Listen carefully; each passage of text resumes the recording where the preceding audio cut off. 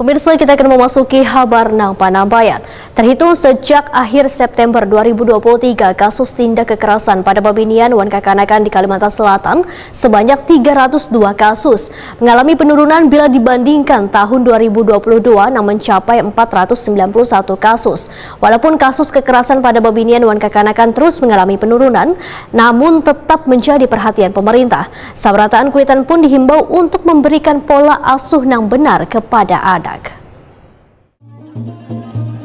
Terhitung sejak akhir September 2023, kasus tindak kekerasan pada babinian wan kakanakan di Kalimantan Selatan sebanyak 302 kasus mengalami penurunan bila dibandingkan tahun 2022 yang mencapai 491 kasus. Kepala Dinas Pemberdayaan Perempuan wan Perlindungan Anak Kalimantan Selatan Adi Santoso, Waitakuni Prima TV besukan Jumat 6 Oktober 2023 memadahkan, walaupun kasus kekerasan pada babinian wan kakanakan terus mengalami penurunan, namun tetap menjadi perhatian pemerintah.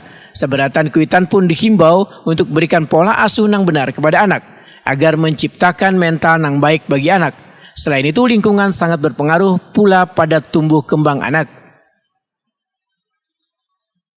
Menurut Adi Santoso, pemerintah terus berupaya melakukan pembinaan dan mengedukasi warga terkait dampak kekerasan pada anak sebagai akibat dari pola asuh yang salah.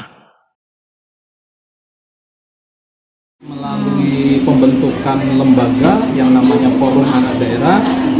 Forum Anak Daerah dia punya peran dua, pelopor dan pelapor.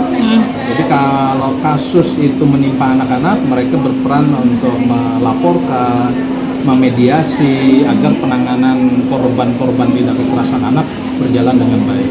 Juga peran dari lembaga partisipasi masyarakat, perlindungan anak terpadu berbasis masyarakat atau PATBM juga berjalan dengan bagus, sehingga sejak dini kita sudah bisa mengidentifikasi ketika ada potensi korban-korban tindak kekerasan. Kira-kira salah satunya itu.